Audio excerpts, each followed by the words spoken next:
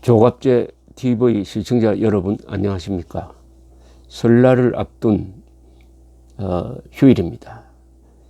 평창 동계올림픽 중계방송을 보시면서 느긋하게 휴일을 즐기시리라고 믿습니다. 그게 맞춰서 오랜만에 세계사 산책을 한번 하겠습니다. 오늘 세계사 산책의 주인공은 러시아 황제입니다. 이름은 표토르 3세. 표토르 1세는 유명한 계명군주로서 페테르부르크를 만든 사람이죠. 표토르, 피트는 영어고 러시아 말로는 표토르라고 합니다. 표토르 3세는 불운한 황제였습니다. 이 황제 이야기를 하기 전에 먼저 이 대역죄를 좀 설명을 드리겠습니다. 이 세계 역사를 읽어보면은 왕이라든지 국가원수라든지 또는 최고사령관 또는 황제가 자기가 소속한 조국을 배신하고 나를 팔아먹든지 아니면은 그 체제를 바꾸는, 예컨대 공화정을 왕정으로 바꾼다든지 민주주의를 사회주의 독재 국가로 바꾸려는 그런 시도를 하다가 좌절되어 가지고 비참한 운명을 맞는 경우가 몇 번 있습니다. 아주 드문 경우입니다. 그러니까 권력을 쥐인 자가 조국에 반역하는 것이죠. 이 조국에 반역한다는 것은 국가를 해체한다든지 국가의 성격을 바꾼다든지 또는 국토를 적에게 넘겨주는 이런 종류의 행위를 흔히 우리가 대역죄라고 합니다. 이 중국에서 나온 말인데 대명률에 적혀 있는 대역죄를 요사이 우리 형법에서는 여적죄로 이름을 바꿔서 적국과 합세하여 대한민국에 항적한 자는 사형에 처한다 이렇게 되어 있습니다. 사형밖에 없습니다. 이때 적국을 북한으로 볼 수 있느냐? 왜냐하면 북한은 우리 헌법상 국가가 아니고 반국가 단체니까 거기에 대해서 좀 논란이 있습니다. 준적국으로 북한을 보면은 그런 역적질을 하는 자는 이 여적죄로 처벌할 수 있다는 설도 있습니다. 이 표토르 3세는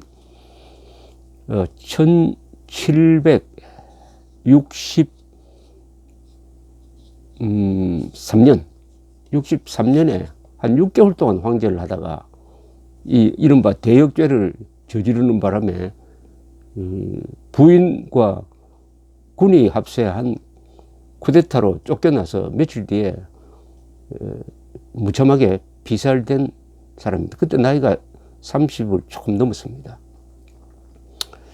우선 표토르 3세의 기괴한 행동을 설명하기 전에 그 배경이 되는 전쟁이 있습니다. 그게 7년 전쟁입니다.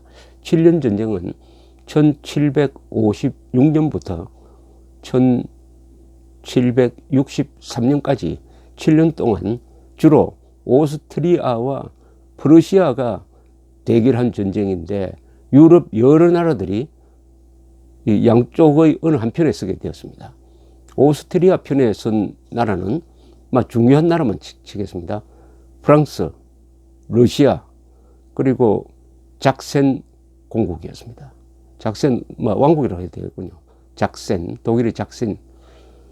그리고 프러시아 편에 선 나라는 영국이었습니다. 영국. 그리고 포르투갈. 이 정도였습니다. 자, 하노바도 프러시아 편에 섰습니다. 그런데 이 유럽에서 어느 쪽이든 다 편을 썼어요. 근데 이 전쟁은 세계로 확대가 됐습니다. 왜냐? 프랑스와 영국이 북미주와 그리고 인도에서 식민지 쟁탈전을 연동돼서 벌이게 되었습니다. 그 결과로서 영국이 북미에서 프랑스 세력을 약화시키고 그리고 인도에서는 프랑스 세력을 거의 추방함으로써 식민지 전쟁에서 영국이 이기게 됩니다. 이 7년 전쟁의 시작은 오스트리아 왕위 계승 전쟁의 후속편입니다. 오스트리아 왕위 계승 전쟁을 거치면서 프러시아가 이 실레지아 지방, 지금 폴란드 소속인데 이 실레지아 지방을 차지하게 됐습니다. 프러시아가. 그때 프러시아 왕은 유명한 프리드리히 2세입니다. 프리드리히 2세는 프리드리히 대제라고 불리기도 합니다. 영어로는 프레데릭입니다.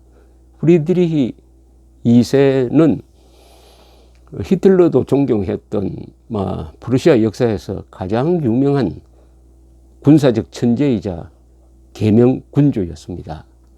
자, 이제 실레지아를 빼앗긴 오스트리아는 꽁하고 있다가 그때 오스트리아의 왕은 여자 왕이었습니다. 마리아 테레사. 신성 로마 제국 황제를 겸한 사람이니까 그 경우에는 엠프레스라고 불립니다만은 지금 왕이라고 칭하겠습니다. 이 마리아 텔레사, 그리고 프러시아는 프리드리히 대제, 그리고 러시아는 누구냐면은 엘리자베스란 여자 황제가 다스리고 있을 때고, 프랑스는 루이 15세 시절이군요. 루이 15세 시절에. 이런 백그라운드를 가지고 7년 전쟁이 벌어지게 되는데, 결국은 마지막에 가면은, 그러니까 1762년으로 합시다. 1762년에 가면은 프러시아가 코너로 몰립니다. 특히 러시아가 한때는 베를린으로 쳐들어가서 베를린을 점령한 적도 있습니다. 영국도 프러시아를 계속 원조하기가 어렵게 되었습니다. 이렇게 되니까 프리드리히 대제는 한때 휴전 협상을 해야 되겠다, 휴전을 제안해야 되겠다, 일종 항복하는 거죠. 하는 그런 내부적 결심을 하고 있을 때입니다. 절체절명의 위기에 처한 1762년 12월에 이 엘리자베스 황제, 여자 황제죠. 러시아 여자 황제가 죽고, 그 이질이라고 하면은 이 엘리자베스의 여동생, 엘리자베스는 유명한 표토르 1세의 딸입니다. 그러니까 표토르 1세의 딸 중에 엘리자베스, 황제가 된 엘리자베스 동생이 있었어요. 앤이란 동생의 아들인 표토르를 독일에서 데리고 와가지고 황태자로 지명을 해 두었는데, 죽으니까 이 이질에 해당하는 표토르 3세가 즉위를 하게 됩니다. 표토르 3세로 불리게 되었습니다. 그게 1763년 1월이었습니다. 이 표토르 3세에 대해서 좀 설명하면은, 표토르 3세는 어머니는 그 위대한 표토르 1세의 딸이고, 아버지는 스웨덴 쪽입니다. 스웨덴 가문이에요. 스웨덴 왕가의 후손입니다. 그런데 그 아버지는 홀스타인 지방의 공국을 다스리고 있었는데, 이 홀스타인은 지금 덴마크와 독일 사이에 있는 여러 가지 분쟁 지역이었던 곳이죠. 그 공국의 아버지가 곧 죽어버려요. 어머니는 더 일찍 죽고 해가지고, 이 표토르 3세는 조실부모하게 되었습니다. 그러나 공으로서 홀스타인 공작이 되는 거죠. 공작이 되었다가 나중에 러시아 황태자로 지명받으면서 페테르부르크로 거처를 옮겨서 살게 되었습니다. 근데 이분은 자란 배경이 독일 지역에서 자라놓으니까 러시아 문화에는 별로 어릴 때 접할 기회가 없었습니다. 그리고 러시아어도 잘 못했다고 합니다. 그리고 어릴 때부터 숭배하는 사람이 프러시아의 프리드리히 대제를 숭배를 했습니다. 말하자면은 일종의 영웅 숭배론에 빠져버린 것이죠. 프리드리히 대제를 흠모하는 사람이었습니다. 자, 이 사람이 이제 황제가 되었는데 놀라운 조치를 취합니다.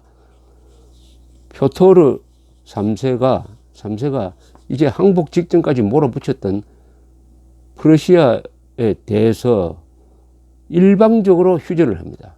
오스트리아, 동맹국인 오스트리아, 프랑스와 상의도 하지 않고 표토르 3세가 지금 프러시아 지방으로 들어가서 목을 쬐려고 하는 러시아 군에 대해서 휴전을 명령합니다.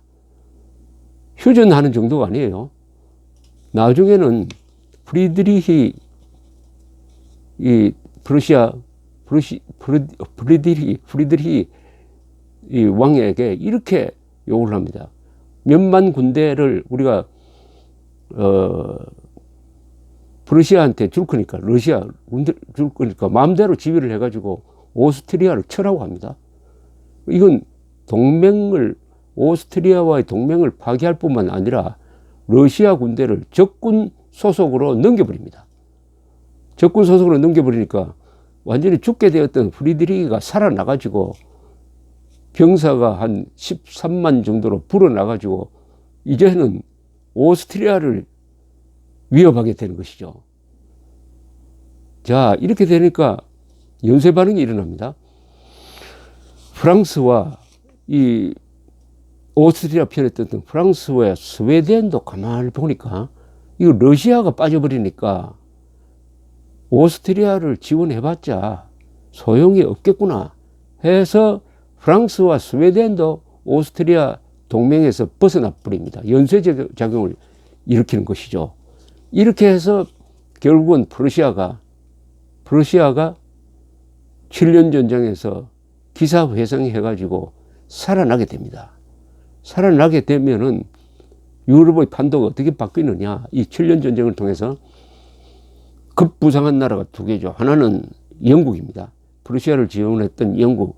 그리고 이 식민지 전쟁에서 프랑스에서 이김으로써 북미 그리고 인도를 장악하게 된 그야말로 세계적 해양제국을 건설하는 영국. 그리고 오스트리아를 꺾은 프러시아와 영국이 유럽의 아주 헤게모니라기보다는 하여튼 영국은 제해권을 가졌으니까 세계제국인데 프러시아는 그 뒤에 독일을 통일할 수 있는 바탕을 마련하게 되는 것이죠. 그러니까 표토르 3세라는 사람은 희한한 행동이죠.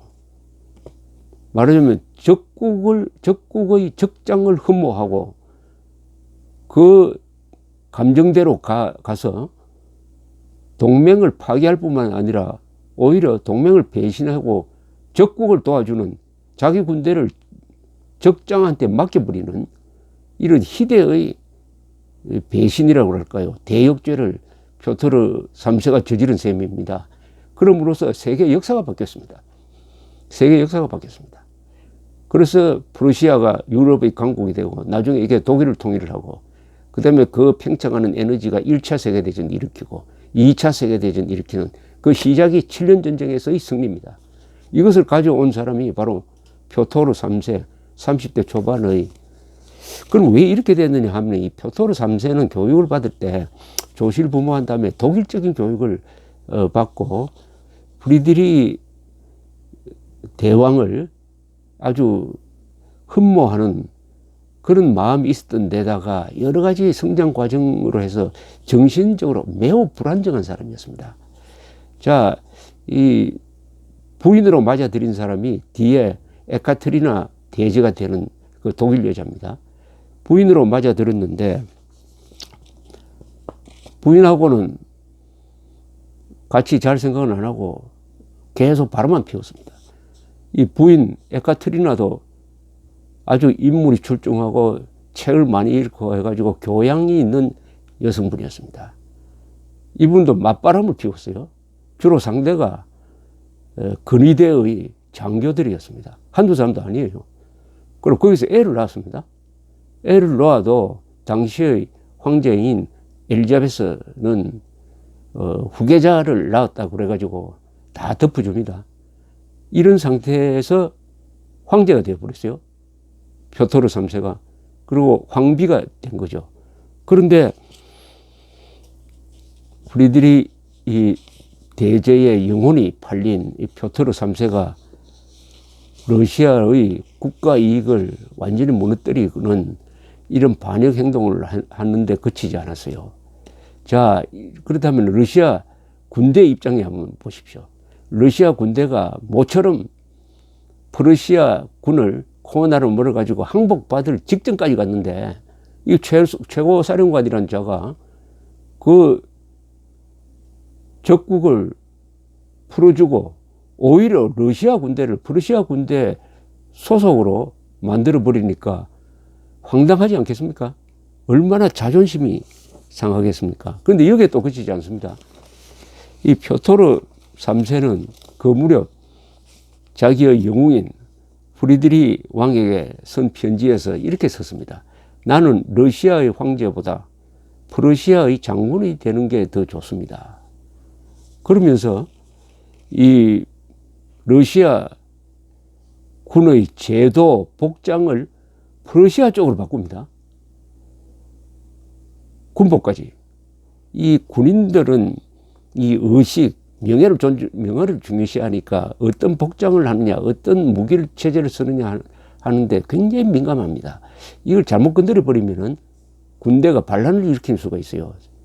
외국의 경우에도 이런 일이 참 많이 일어납니다. 군인의 자존심을 상한 거죠. 다 이긴 전쟁을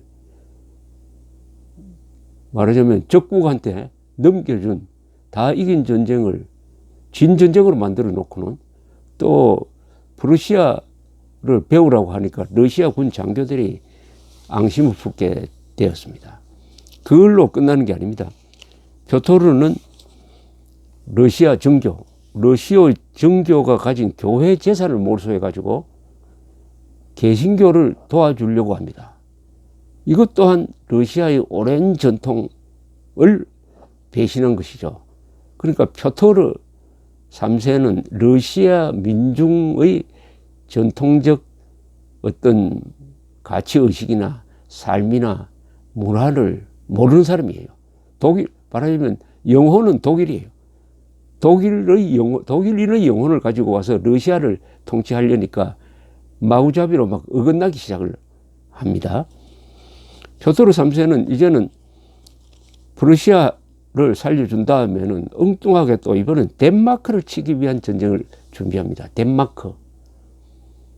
그래서 덴마크를 치는 전쟁에는 내가 직접 지휘를 맡겠다 해가지고 페테르부르크를 비워놓고 출전을 합니다.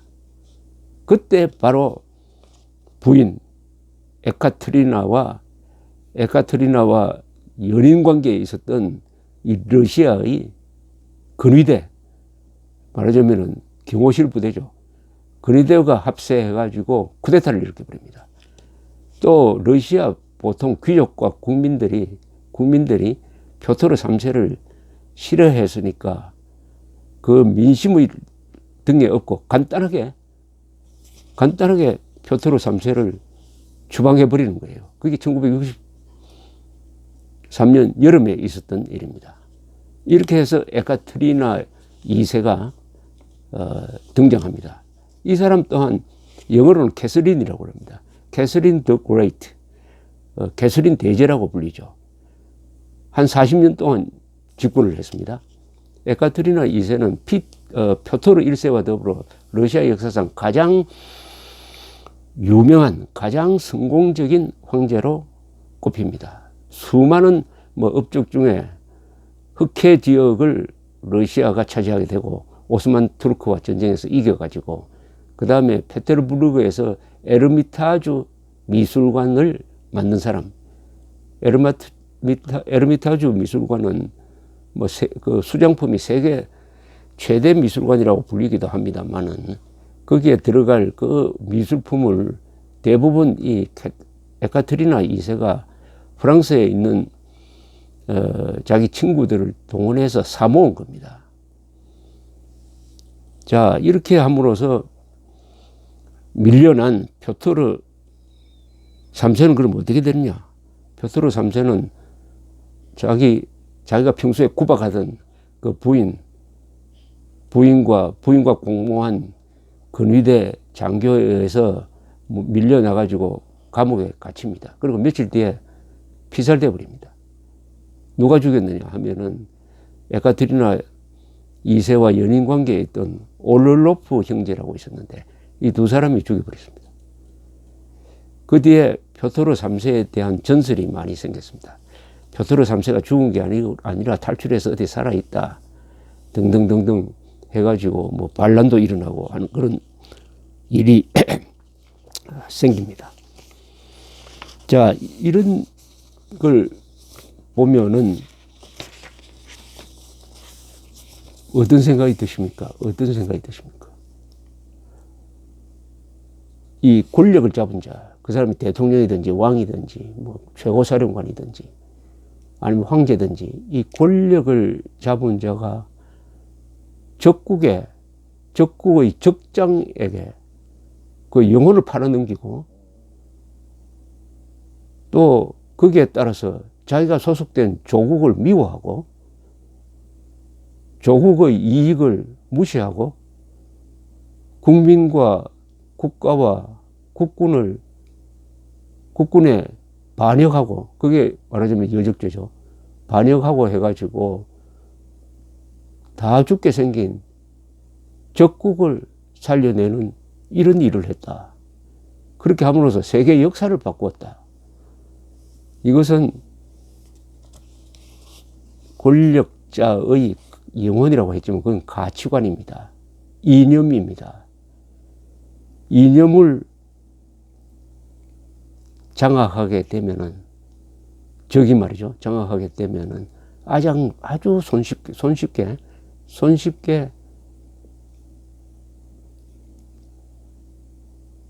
욕심을 채울 수 있다. 그 욕심이 한국에서는 김정은 입장에 서면 그것은 한반도 전체의 공산화일 것이고, 프리드리히 2세의 경우에는 코로나로 몰려서 살아남는 것이 되겠죠. 이 영혼이란 게, 지도자의 영혼, 가치관, 이념, 이게 정책에 그대로 투영되어 버리면은 이런 황당한 일이 벌어진다. 물론 이때는 황제 만능 시대니까 그런 것이 가능했겠지만은 이제 민주주의 국가가 되면은 이런 일은 좀 일어나기가 힘들지만은, 그러나 불가능한 것은 아니라고 볼 수가 있습니다. 이 표토르 3세는 그 심리 구조가 자기가 황제가 되어서 다스리는 러시아를 싫어했습니다. 러시아를 미워했어요. 러시아를 저질로 보았습니다. 그러나 프러시아는 선진국이다. 독일과 러시아 비교하면 독일이 선진이죠. 선진 세력이죠. 그러니까 이 가치관이 적을 흠모하는 가치관으로 딱 굳어져 버린 거예요. 또 젊었을 때 그렇게 배워 놓으니까 이게 황제가 돼도 바뀌어지지가 않았습니다. 표토르 3세의 교훈을 요약을 하면은, 적장이나 적국을 흠모하는 황제가 전쟁 중인데도 동맹국을 배신하고 그 적국을 돕는 쪽으로 180도 외교 정책을 선회하니까 국민과 군대가 원한을 품고 그 일종의 대역죄를 저지른 황제를 타도했다. 우리 형법에 있는 여적죄, 적국과 합세하여 대한민국에 항적한 자는 사형에 처한다. 요게 표토르 3세에게 그대로 딱 적용된 경우입니다. 이 7년 전쟁 이야기는 나중에 별도로 할 이야기가 있겠습니다만은, 아까 서두에 말씀드렸듯이 7년 전쟁은 유럽에서 일어난 최초의 세계전쟁이라는 그런 세계적 규모의 전쟁, 그 다음이 1차 대전, 2차 세계대전인데, 그것이 세계의 판도를 바꾸고 유럽의 세력 균형을 바꾼 점에서 정말 의미가 큰 전쟁이 의외로 러시아에서 표토르 3세라는 이상한 영혼이 망가진 이상한 황제의 이상한 배신에 의해서 그런 변화가 일어나가지고 오늘날의 이 유럽도 상당 부분 7년 전쟁의 그 결과입니다. 세계사는 흥미로운데 특히 한 인간과 이 역사가 어떻게 만나서 어떤 우연적인 사태가 일어나서 엄청난 변화가 일어나느냐 하는 것을 보면 더 흥미롭습니다. 감사합니다.